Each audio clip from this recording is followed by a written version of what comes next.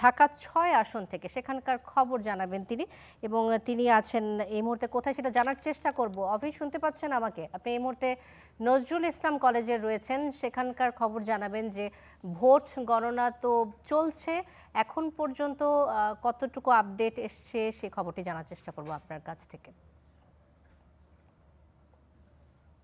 শান্তা, ঢাকা ৬-এ মোট ১০০টি কেন্দ্র রয়েছে। এখন পর্যন্ত ১৫ থেকে ২০টি কেন্দ্রের খবর আমাদের হাতে এসেছে এবং কিছুক্ষণের মধ্যে হয়তো বাকি কেন্দ্রের খবরও চলে আসবে। তবে এখন পর্যন্ত আমরা যতটুকু খবর পেয়েছি এর মধ্যে ইশরাক হোসেন, যিনি ধানের শীষ প্রতীক নিয়ে তিনি এগিয়ে আছেন এবং তার নিকটতম প্রতিদ্বন্দ্বী হয়ে লড়ছেন ডক্টর আব্দুল মান্নান, এবং তিনি দাঁড়িপাল্লা প্রতীকে নির্বাচন করছেন। তবে এখন যে আসনে রয়েছে এটা হচ্ছে কবি নজরুল কলেজ, এবং এটি এই আসনের মধ্যে একটি গুরুত্বপূর্ণ কেন্দ্র বলা যায়। আমরা একটু দেখাতে চাই, যদিও এখানে ভোট গণনা শেষ হয়ে গেছে, একদম শেষ মুহূর্তে রয়েছে, জাস্ট আনুষ্ঠানিক আনুষ্ঠানিক ঘোষণা করবে কিছুক্ষণের মধ্যে। তবে এই এই যে ৬ নম্বর আসনটি, এটি কিন্তু ঢাকার খুবই গুরুত্বপূর্ণ একটা আসন, কারণ এখানে হেভিওয়েট প্রার্থী ইশরাক হোসেন রয়েছেন এবং তার প্রতিদ্বন্দ্বী রয়েছেন ডক্টর আব্দুল মান্নান। যদিও ডক্টর আব্দুল মান্নান কে মানুষজন একটু কম চেনেন, তবে দাঁড়িপাল্লার প্রতীকের কারণে তিনি এগিয়েছেন এমনটা বলছেন তার সমর্থকরা।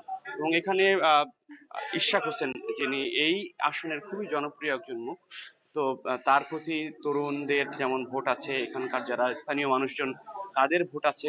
তো আমরা যতটুকু বুঝতে পারছি ফলাফলের দিকে, যে ইশরাক হোসেন যেভাবে এগিয়ে আছেন, তার জেতার সম্ভাবনা, তার জিতে আসাটা এই আসন থেকে বেশি। এখানে আমরা যে কেন্দ্রে রয়েছি, কবি নজরুল কলেজ, কবি নজরুল কলেজে এখানে যে ভোট কেন্দ্রের ভোট গণনা শেষ হয়ে গেছে, এখন জাস্ট তারা আনুষ্ঠানিক একটু ঘোষণা দিবেন যে এই কেন্দ্রে কে এগিয়ে আছেন। তবে আমরা যতটুকু জানতে পেরেছি এখানেও ইশরাক হোসেন তিনি এগিয়ে আছেন।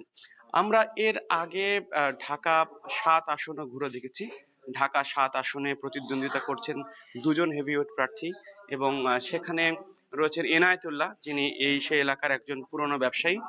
তিনি দাঁড়িপাল্লা প্রতীকে তিনি সেখানে নির্বাচন করছেন, এবং যে ৩০-৩৫টি কেন্দ্রের ফলাফল আমাদের হাতে এসেছে, সেখানে কিন্তু এনায়েতুল্লাহ এগিয়ে আছেন, বেশ ভালো ব্যবধানে তিনি এগিয়ে আছেন, এবং তার যে প্রতিদ্বন্দ্বী রয়েছেন হামিদুর রহমান, তিনি বেশ পিছিয়ে আছেন বলা যায়।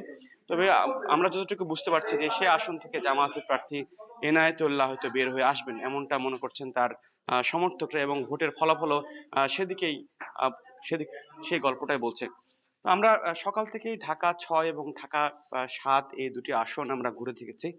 আর ঢাকার আসলে বেশিরভাগ যে আসনগুলো রয়েছে সেখানে সেরকম সহিংসতা বা নাশকতার ঘটনা আমরা পর্যবেক্ষণ করিনি। ঢাকার বাইরে দু একটি জায়গায় কিছুটা সহিংসতা, কিছুটা দুর্ঘটনা বা বলা যায় যে কিছু জায়গায় সংঘর্ষ বেঁধেছে।